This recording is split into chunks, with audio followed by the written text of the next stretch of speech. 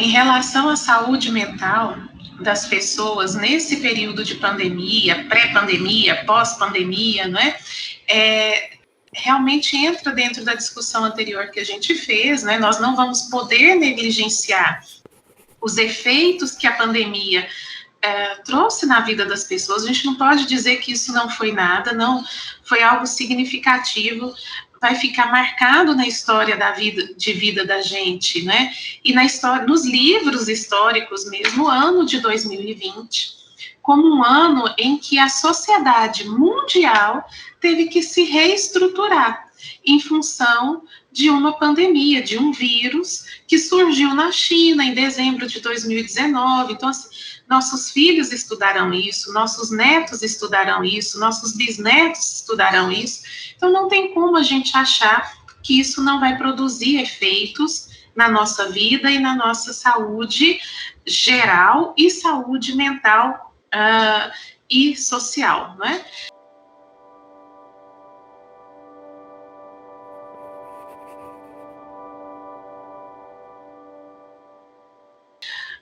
Para enfrentar essa pandemia, adotou-se o chamado distanciamento físico, ou algumas pessoas chamam de isolamento social.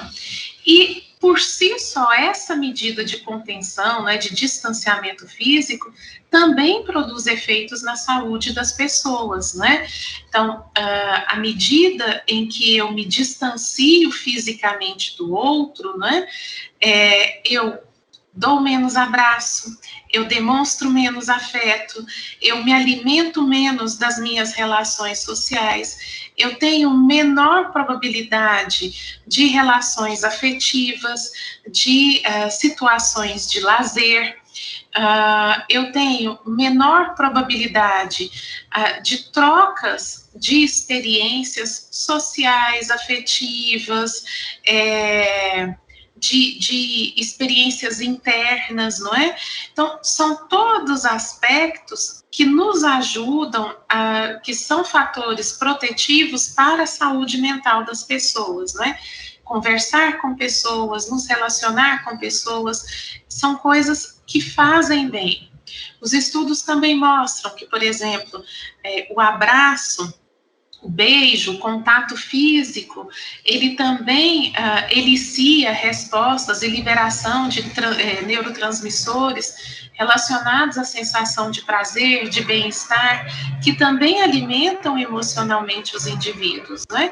E nós, com o distanciamento físico, ficamos privados disso. Como consequência, o que a gente tem visto é o aumento de queixas, de angústia psicológica, né, ou de estresse psicológicos, rebaixamento de humor, aumento de ansiedade, preocupação exagerada, dificuldade de dormir, para dormir, ou hipersonia, ou dormindo muito, alteração no apetite, fadiga, né? Fadiga é algo que a gente tem ouvido muito, sobretudo dos alunos também, né? Essa sobreexposição à tela também provoca um comportamento de esquiva em relação ao contato com telas, né? E ao mesmo tempo a gente está muito preso a elas como a medida, a forma de interação social. Então, como efeito, a gente tem visto essas queixas comportamentais das pessoas. Indiretamente, a pandemia também aumentou ou explicitou as condições de vulnerabilidade de alguns grupos. Então, o que se observa? O aumento da violência doméstica, não é? O aumento de violência contra a criança, o aumento do abuso de substâncias. Então, a gente está tendo um abuso significativo de substância, maior índice de tentativa de suicídio. Sobretudo, esse índice aumentou em faixa etárias nos idosos, não é? Então, houve um aumento do índice de suicídio, e isso demonstra que não se afeta da mesma forma os diferentes grupos, né? Mas que tem um viés econômico e social aí muito forte no enfrentamento à pandemia e na adesão ao isolamento social. E quando a gente fala de condições econômicas, né, condições sociais, condições emocionais, recursos tecnológicos, a gente sabe que num país grande como o Brasil, a distribuição desses recursos não se dá de forma equitativa para todas as pessoas, né?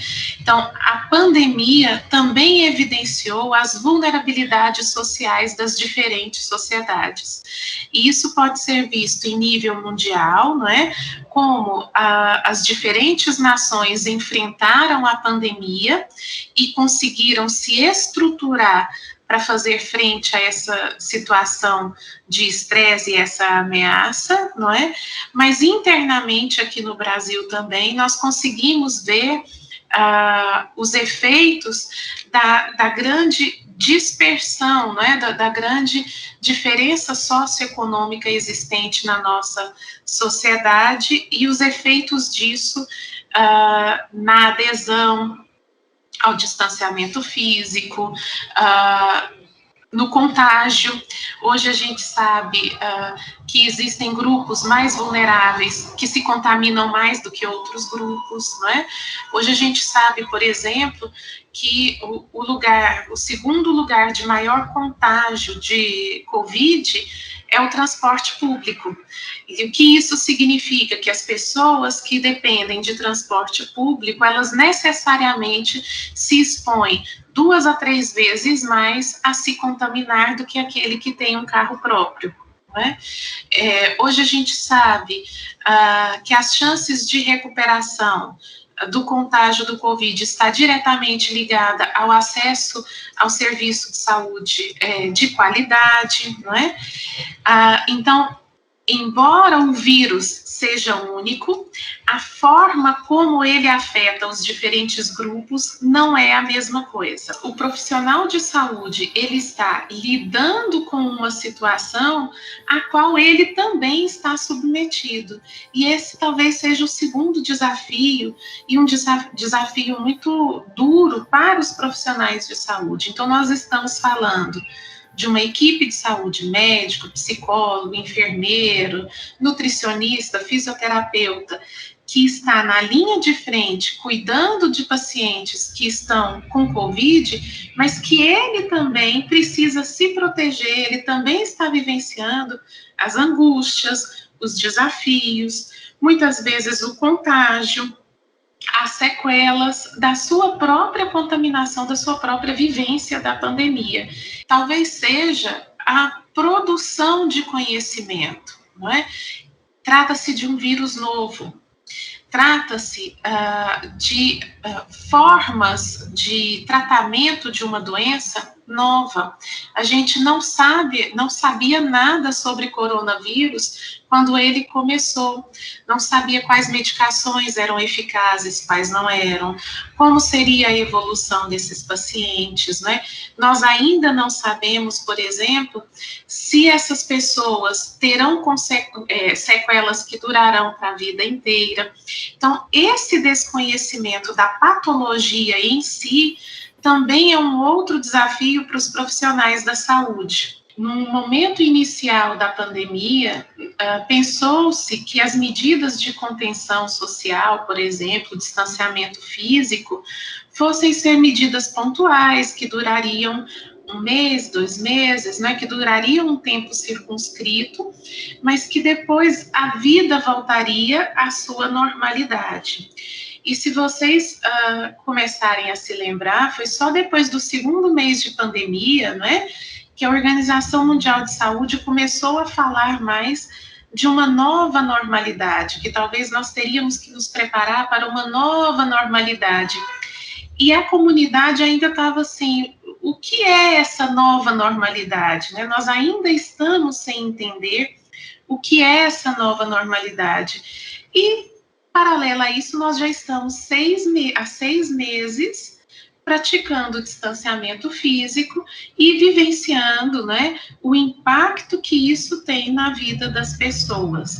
Então, em conjunto, selecionando esses aspectos talvez que mais chamam a atenção, eu poderia dizer que, de forma muito rápida, esses seriam os principais desafios do enfrentamento da pandemia na atualidade. Nós não vamos poder ignorar que nós efetivamente vivemos uma pandemia e vamos sofrer os efeitos que essa pandemia vai trazer. Algumas pessoas foram contaminadas e podem desenvolver sequelas, a gente ainda está estudando isso, né? Não sabe até que ponto vai desenvolver. Outras pessoas perderam familiares e vão ter que se reorganizar no contexto familiar para lidar com essa situação de perda, de luto, mas isso também é um efeito direto. Outras pessoas perderam o emprego em função da pandemia e também vão ter que se reorganizar financeiramente, isso também é um efeito direto, mas nós também vamos ter efeitos indiretos, não é? Uma discussão que está muito presente é o efeito desse distanciamento social e desse regime remoto de educação nas crianças e nos adolescentes, por exemplo, o efeito no aprendizado e no ensino de crianças e adolescentes. Esse é um efeito indireto da pandemia, mas que nós também vamos conseguir observar com de forma mais explícita, talvez daqui 5, 10 anos, né, nós vamos conseguir avaliar esse efeito. E a gente tem efeitos que são imediatos, não é? E efeitos que vão ser sentidos a longo prazo. Em uma discussão de caso clínico que a gente estava fazendo essa semana, foi trazido a história de uma criança de 7 anos, né, que está fazendo distanciamento social com a família, que está no regime de escolarização remoto, não é? E que essa criança passou a ficar cada vez mais retraída, mais no quarto, dormindo mais, sem tanta vontade de interagir, e a família buscou ajuda porque agora pegou essa criança de 7 anos chorando 3 dias consecutivos sem conseguir lidar com a emoção que ela estava sentindo, né? Então, esse é um efeito que nós vamos passar a ter e que a gente vai precisar lidar com isso. Todos os dias na televisão, 130 mil mortos, 131 mil mortos, 132 mil mortos, né? Quais efeitos que isso produz nas pessoas? Isso também aumenta a sensação de insegurança, de ansiedade, de medo, não é?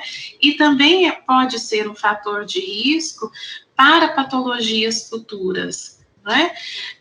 Quem perdeu familiares, muitas famílias tiveram perdas múltiplas de familiares, então não foi um membro, não foram 2 membros, mas muitos membros que faleceram em função do Covid, e o impacto que isso vai ter na reestruturação familiar e na compreensão de vida, de mundo dessas pessoas, né?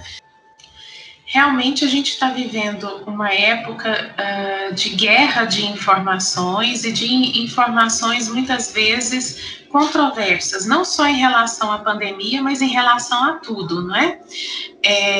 E aí, nesse sentido, é importante que a gente aprenda a checar as fontes de informação.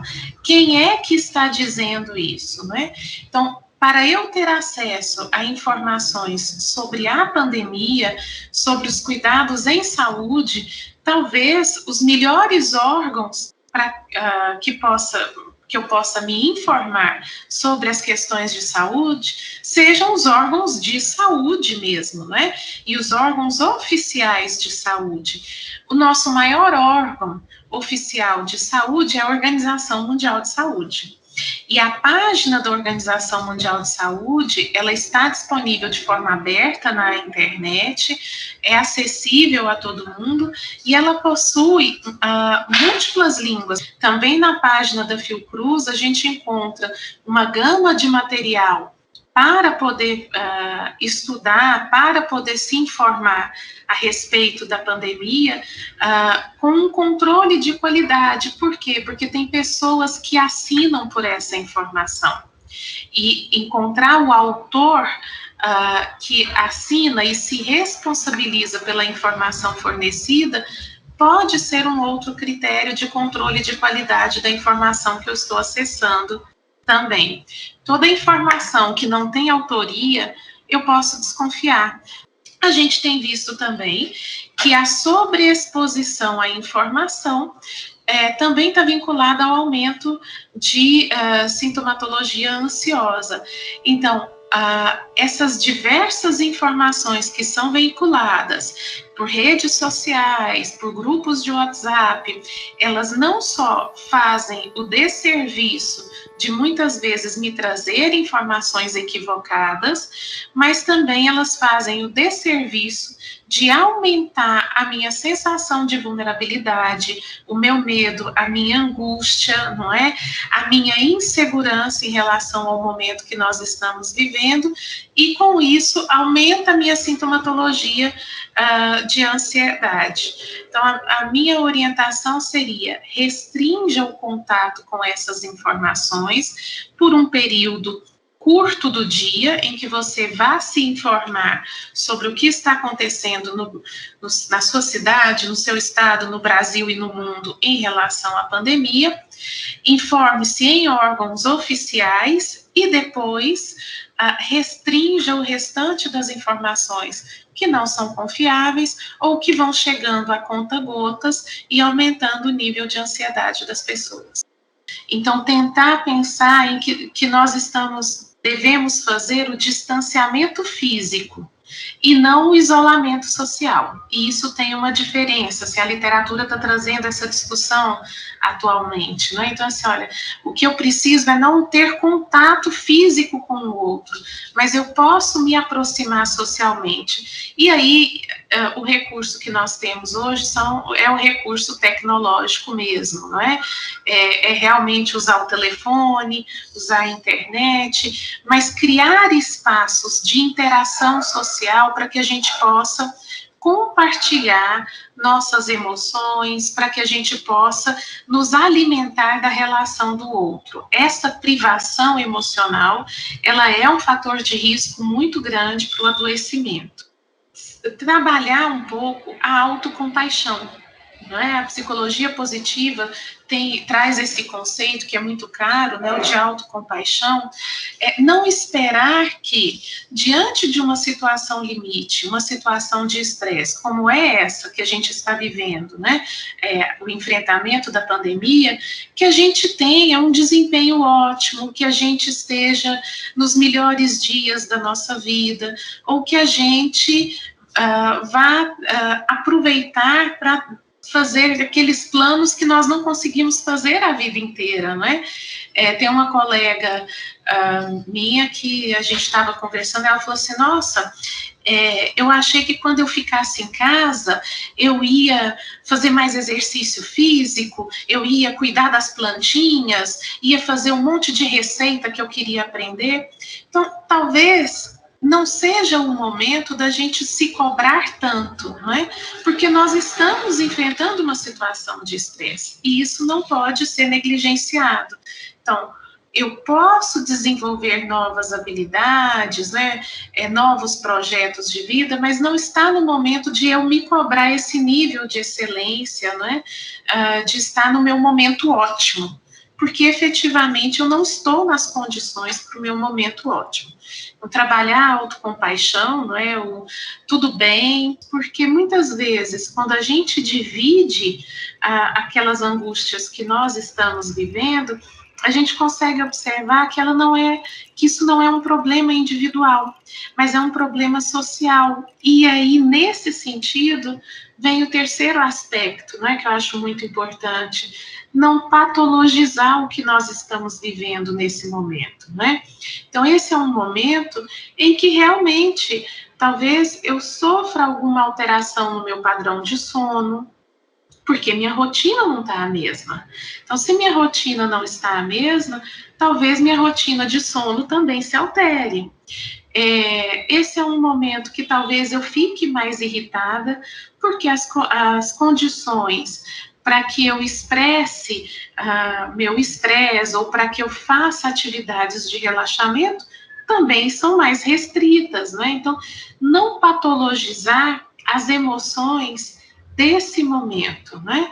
Esperar, avaliar melhor, né? Não quer dizer que não vá surgir patologias com esse momento, mas quer dizer que nós devemos observar e ter um cuidado, sobretudo nós profissionais da saúde, né, para não hiperpatologizar reações que são momentâneas e identificá-las como transtornos que são mais duradouros, né?